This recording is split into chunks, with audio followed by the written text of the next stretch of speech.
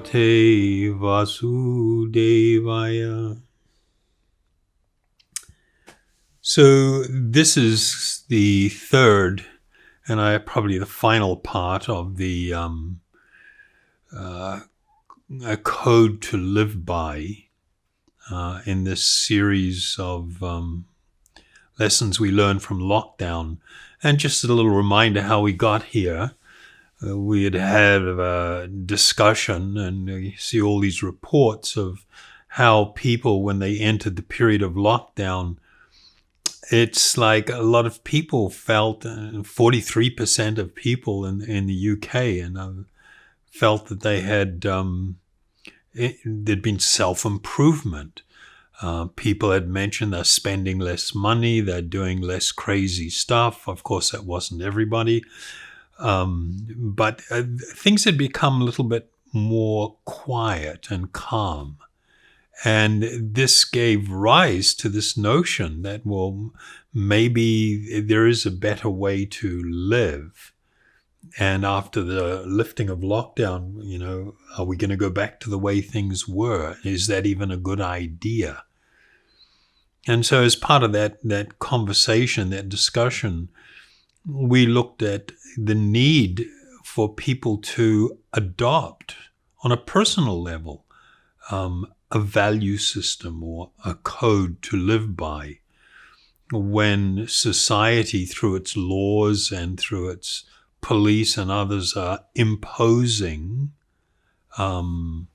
what is meant to be a commonly accepted standard or code to live by.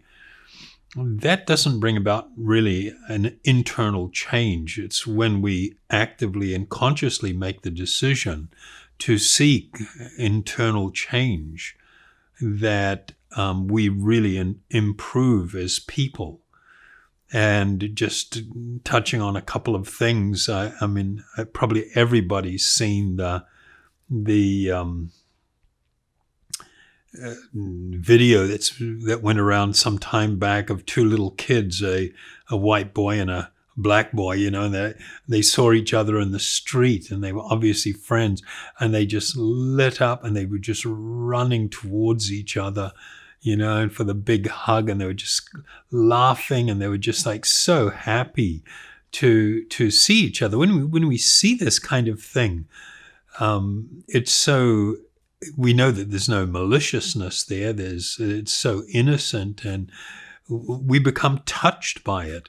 And another example I've used, because it just stuck in my mind so much, this late night host, Jimmy Kimmel, on Halloween, telling parents in America, when they bring their kids out trick or treating, and they bring back all the candy, all the sweets in the house, to tell a kid, and of course the parents usually don't eat anything at nighttime. They say put it away and we'll have a little bit every day.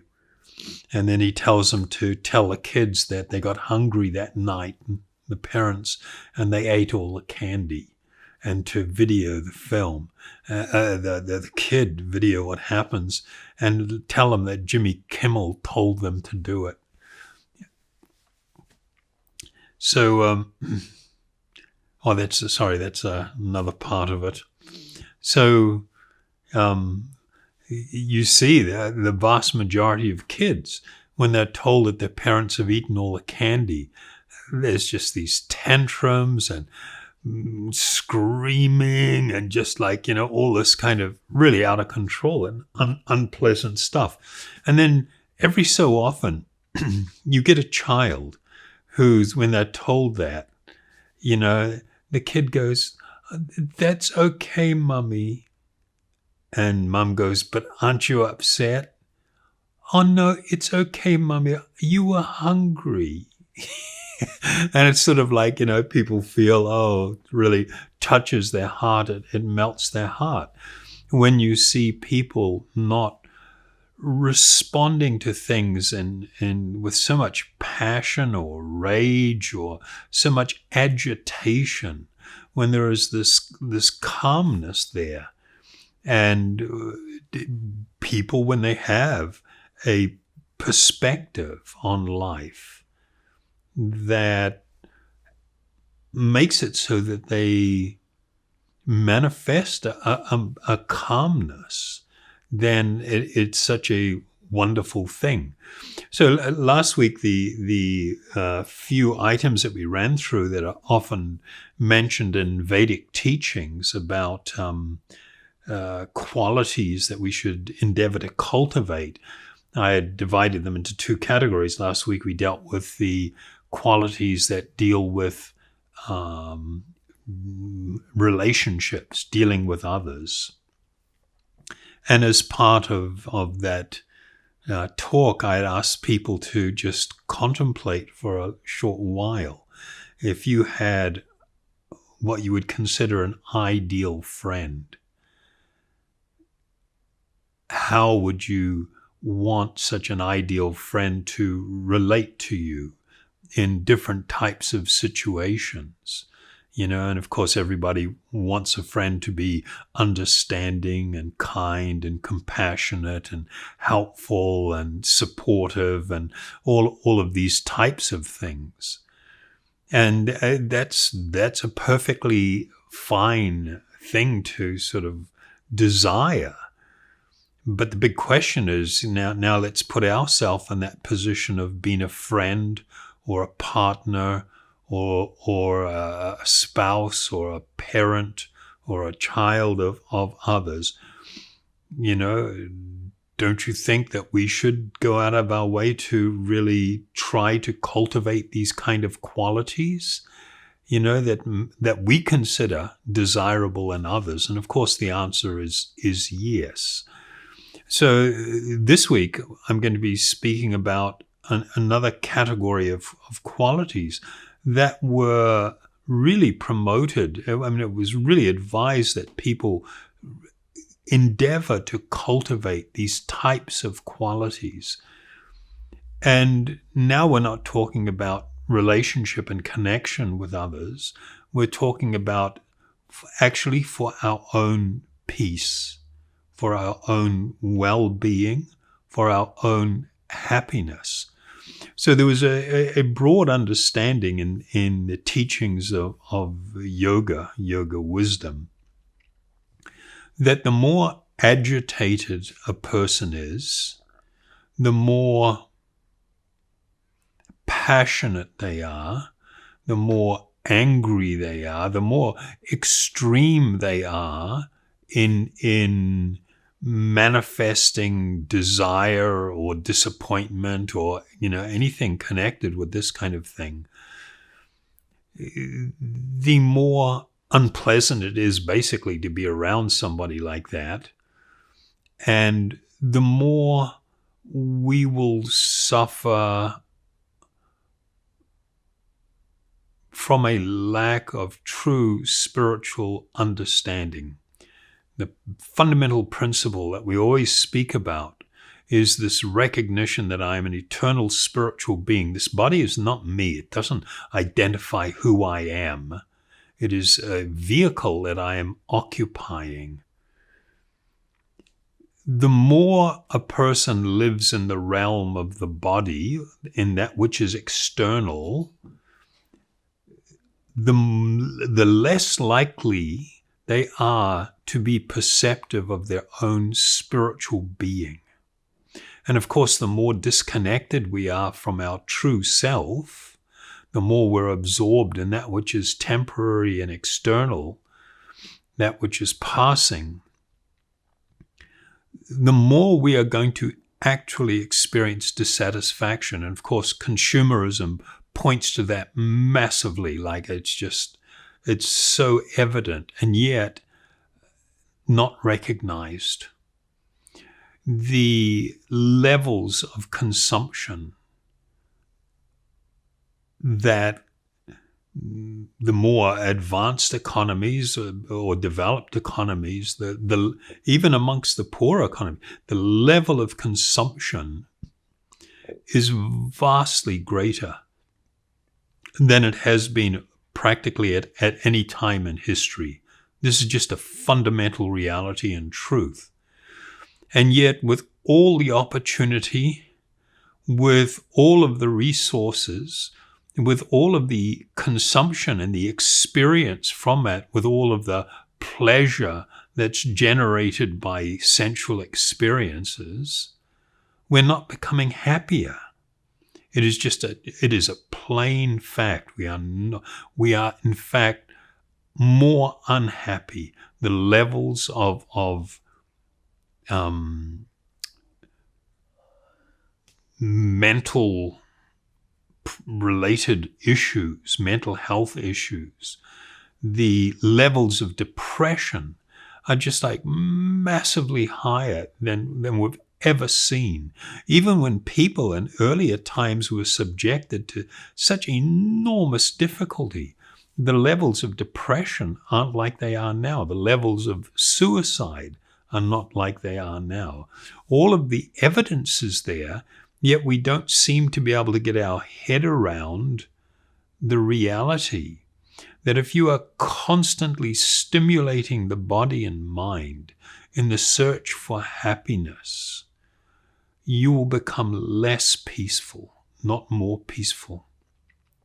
And you will become increasingly more unhappy, fundamentally unhappy, more insecure, all of these things that are connected with such a type of lifestyle. And so when we look at these short list here I've got of qualities that we are encouraged in the Vedic teachings and amongst the great yogis and spiritual teachers to cultivate, these qualities really do speak to the quest for peace and the quest for happiness. So the first that I've got on my list here is the broad reality of, or the broad principle of self-control, exercising self-control. And this, of course, includes, the control of our appetites, the passions, and control of the mind. The more one is exercising control of these things and exercising self-control, the more in control of one's life one will actually feel and experience themselves to be.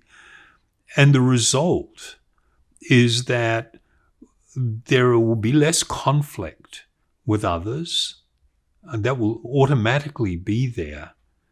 There will be less aggressive consumption, and with all of the destruction and all of the negative consequences of consumption that it has on the atmosphere, on the environment, on the world in which we live. So that is a serious principle. Now, we live in a time when we are told that self-control is bad. Some people put it down to, you shouldn't be guilty about anything. You should be able to just freely do whatever you want, whatever appetites arise, that you should immediately be prepared to try and satiate those appetites without any sense of guilt. And it's just like, oh my God, what are you saying? Do you even understand how destructive this is for the individual, for society, and for the world in which we live? This is actually what the problem is. There is a need to think about, so what are my parameters going to be for living? What are the controls that I am going to voluntarily accept that are actually really in my interest? And of course, this is a big subject, and almost all the things that we've been discussing last week and this week fall within that broad category. So the next one is freedom from possessiveness. It's like, this is a really big thing. in yogic teachings. The freedom from possessiveness, and the extreme form of that is theft. When one, by any means, by hook or by crook, will cultivate a desire, an appetite for something, and then forcibly take it and just utilize it for one's self, for one's personal so-called satisfaction. So, this freedom from possessiveness really starts with the principle of covetousness, to be contemplating what someone else has and desiring to have it also. That's actually an expression of envy. You see somebody enjoying something and you really want that too, and then you're going to go out of your way to try and acquire somehow or other, even stealing it from somebody else, or utilizing some nefarious sort of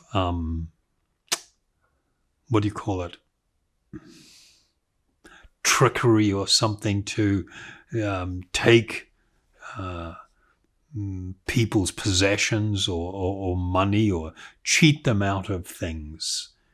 When people start getting into business enterprises, and then they start cutting corners on the products that they manufacture or sell, they start diluting, they start changing things, all for the purpose of trying to supposedly make more profit. So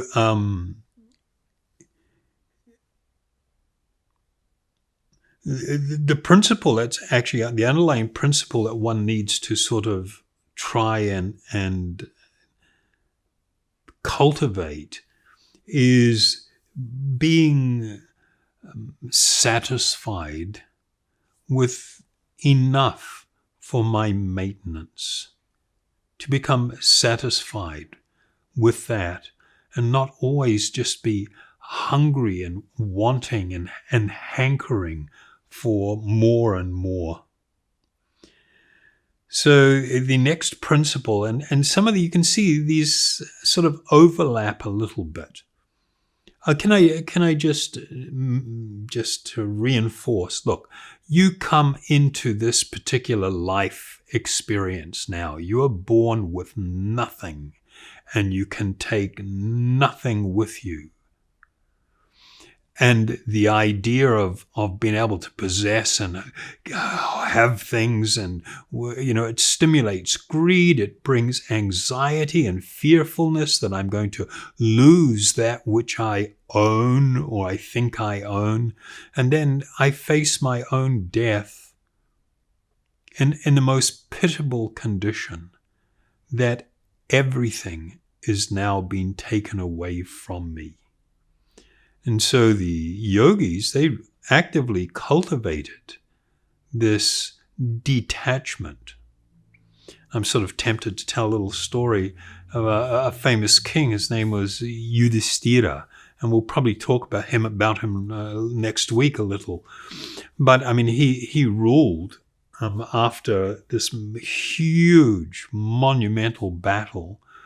He ended up ruling a kingdom. And he was so loved, he was so pious and so fair and even-handed, so benevolent, that whenever his citizens saw him, they bowed on the ground to him. He lived a life of fabulous luxury, because that is the way kings lived. It was expected. But when his time was done, he simply rose up in the night, removed all his clothing except for some underwear, removed all his jewelry and a golden belt that they used to wear, and simply walked out of the palace. And when the guards saw him, they raised the alarm, and people were woken up. And hearing what was going on, people sensed what this meant, that he was now going to live the final part of his life in a highly renounced state in the caves of the Himalayas. And people cried and begged him not to leave. And he would not even engage with anyone. He did not look back over his shoulder. He did not glance at anything. He stopped only once to bend down and pick up a torn piece of cloth to wrap around his body, and walked out of the city towards the Himalayas in the very early hours of the morning. And the reason he was able to do that was because even though he occupied such a post with so many things, as it were, he never actually felt anything was his. He felt the whole time that he was a guardian, that he was a caretaker, and he engaged in his responsibility. And so there was no deep attachment, even though he was living that type of life. So then the next point I just wanted to bring up was simplicity, to learn how to live with simplicity. This can be applied in actually so many ways, and it is applied in so many ways. It's kind of like living a minimalist sort of life. Don't eat more than you need to. Don't buy more than you need to. Don't acquire more than you need to. Don't be constantly chasing things to fill up emptiness, because it won't fill up the emptiness. So, but this being simple means being very direct and very honest and very open in your dealings with others. So it states, one of my spiritual teachers said, it also means being able to live without diplomacy, so that one can actually be so straightforward that he can disclose the real truth even to an enemy. So another part of this, of course, is to live frugally. We are seeing now that America is in a real crisis, as is much of the Western world, because the rates of saving has plummeted to an all-time low, where there's just, people are not saving money. Everybody feels, the need to just spend and to live beyond their means, and the use of credit, and they just dig themselves into deeper and deeper holes. And it's having a catastrophic effect on the economy. So living frugally is part of this simplicity. Modesty, to be really modest in one's lifestyle, but it also refers to your dealings with others, not to be brazen, not to be trying to sexually excite others in the way that you dress and the way that you act. To act in a modest way is going to help you to live a more fulfilled and happy life.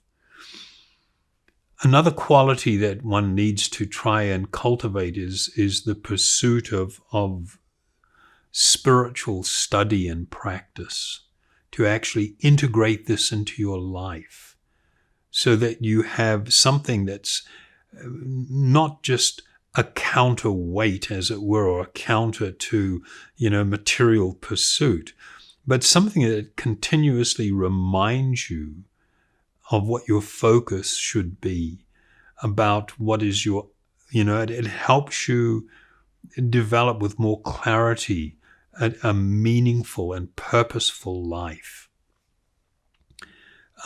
Charity, to be kind with finances and with food to those who are less, or with your words and your energy, your work, to be charitable to those who have much, much less. Another interesting thing that's always mentioned in these teachings is the cultivation of bravery or heroism. The vir is the Sanskrit word for this, vir. And it doesn't mean that you're passionate and aggressive, but a person who can quietly and resolutely stand their ground and to stand up for what is right, to intercede where one should intercede for the innocent or for the weak, to be able to withstand the onslaught of Facebook and Google and all of the advertising and all of the tidal wave of buy, use, consume, that we're just getting currently bombarded with. To be able to quietly stand our ground is considered a very wonderful principle. And it doesn't come from, as I said, aggressiveness or passion. It's a very calm thing that comes from a deeply spiritual place. And the final thing that I just wanted to mention was anger. To curb or control anger. Anger is just like so unnecessary and so destructive, the way it's manifest and used everywhere. It doesn't achieve anything. I get so saddened by all the rioting that's been going on in America, but I mean, what's changed? Every time, there's a clear example of a grave injustice, then everybody goes crazy and they start burning stuff and looting things, but nothing changes. So what was the value in all that venting of passion and rage and anger? It doesn't do anything. It doesn't do anything for relationships. It doesn't do anything for families. And so the need to control and curb anger is so important. Next week, I'm going to just read to you a little part of the Mahabharata, this great epic, very short portion. And it'll be this king, Yudhishthira, being questioned by his wife because of the grave injustices they suffered. And he was questioned why he was not angry. How could he just sit there quietly and not be overwhelmed with anger? And so he speaks about anger and forgiveness and virtue in this discussion. And I thought it would make a really nice standalone talk. So we will deal with that next week. What I wanted to just close with tonight is that 3 verses from the Bhagavad Gita.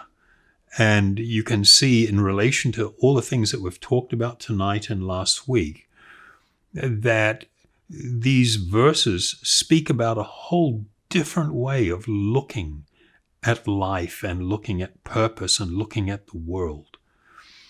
They recommend, if you want to actually experience peacefulness, well, one step forward from that, they fundamentally state that a person cannot experience real happiness unless they are also peaceful. And one cannot experience peacefulness unless they are able to tolerate the constant urges of the mind and the senses. And that if one feels compelled to simply always give in or to be constantly stimulating these urges and desires and chasing material, sensual pleasure,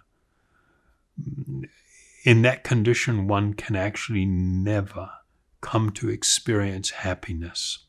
So this is kind of like the opposite to what we've been told over the last so many years, last century practically, and what everybody is bought into.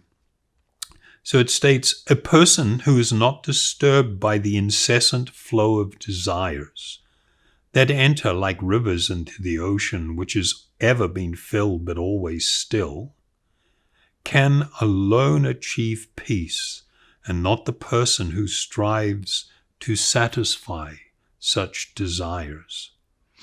A person who has given up all desires for sense gratification, who lives free from these desires, who has given up all sense of proprietorship and is devoid of the false ego, the false sense of who I am, that person alone can attain real peace.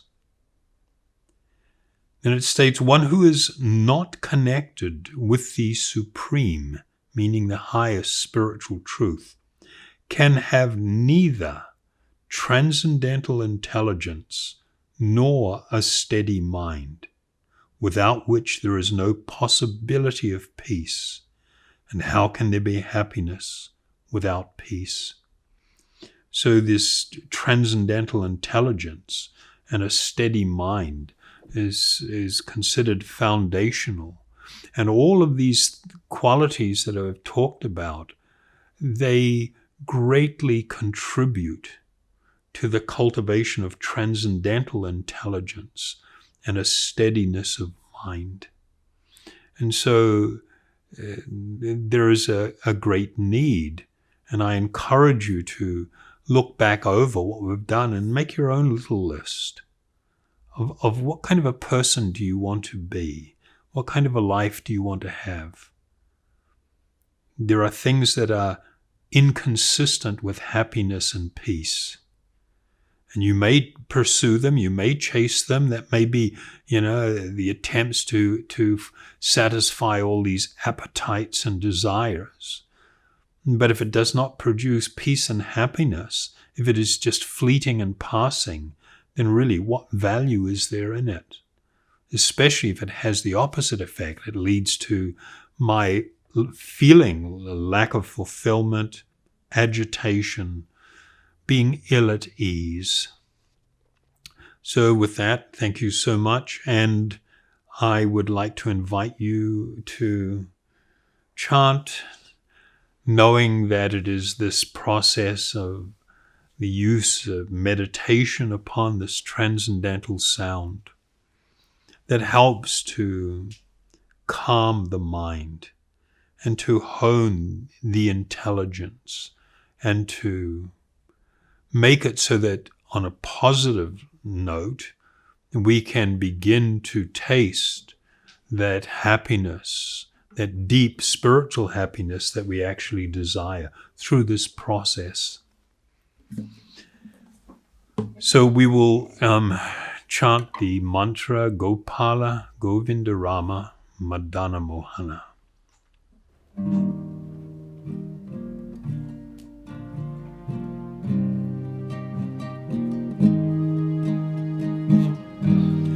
Gopala Govinda Rama Madana Mohana. Gopala Govinda Rama Madana Mohana. Gopala Govinda Rama Madana Mohana. Gopala Govinda Rama Madana Mohana.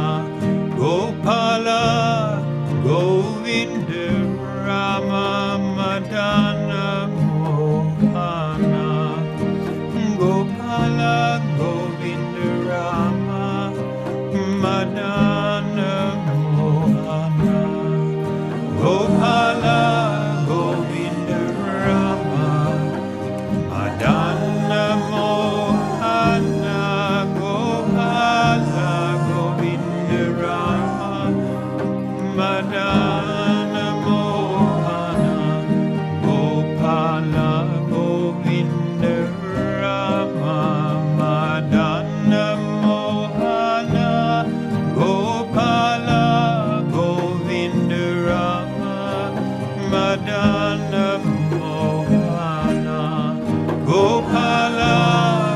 Govinda Rama Madana Mohana Gopala Govinda Rama Madana Mohana Gopala Govinda Rama Madana Mohana Gopala Govinda Rama Madana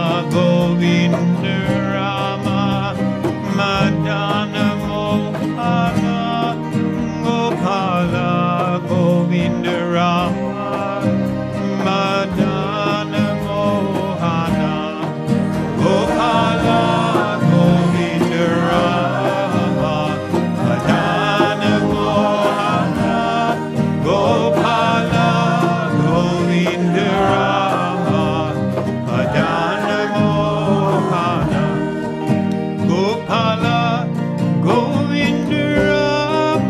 Madana Mohana, Gopala, Govindurama, Madana Mohana, Gopala, Govindurama, Madana Mohana, Gopala, Govindurama, Madana